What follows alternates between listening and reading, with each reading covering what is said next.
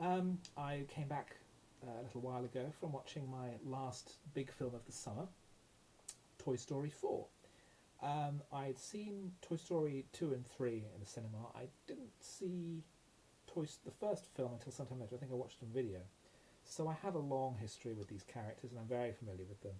And initially I thought this is just going to be more of the same. It's going to be another adventure for these characters. And even though, particularly the third film, I found particularly engaging and moving, I wasn't expecting a huge amount from this. So I was rather surprised to enjoy it as much as I did. We have the main players back again: Tom Hanks, Tim Allen, Joan Cusack, and the film is sort of almost based around something that people noticed with the third film, which is that the character of Bo Peep disappeared,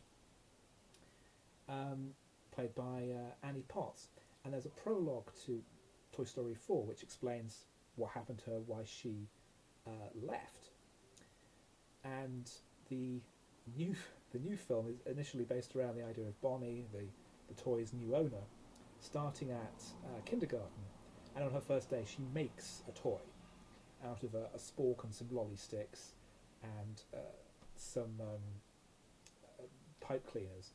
She makes a thing called Forky, which immediately comes to life and has no understanding or concept of what he is.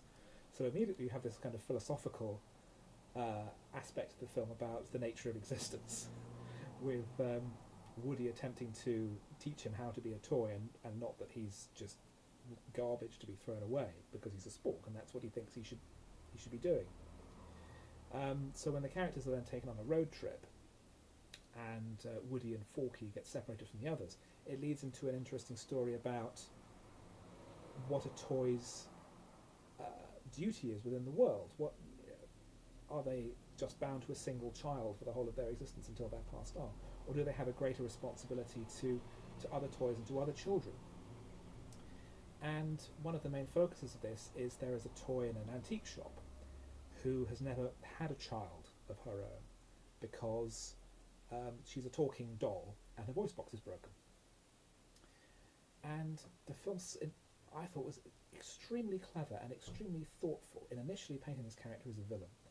But over the course of the story you understand that she's only been pushed into this by circumstance, and that if other characters show kindness and understanding, she doesn't need to be a villain at all. She can be helped and find her own place, which I thought was a wonderful decision, to not to have it, the good characters against the villain, as the third film was, where it did work, but it felt a little bit off. Here it's, no, we're showing how this person doesn't need to be bad, because we go to the roots of why they are the way they are, and we help them solve their problems, which I think is a tremendously positive and uplifting message for a film, particularly for a family audience. So I enjoyed that a great deal. I thought the cast as usual was very good. There were a bunch of new characters. You have Forky is played by the actor whose name I can't remember, who played Buster in Arrested Development. Christina Hendricks was the voice of the talking doll. Keanu Reeves plays a daredevil stunt rider toy, and was extremely good because he plays everything totally straight, but has enough sort of energy and nuance and personality in his voice to really carry it off, and he's a lot of fun. And it looks beautiful, as it always does, because Pixar knows how to do this sort of stuff in their sleep. I enjoyed it a great deal. I liked it very, very much indeed, and I think that it could be the best of the four films. So I would recommend it very highly, and I thought it was absolutely wonderful.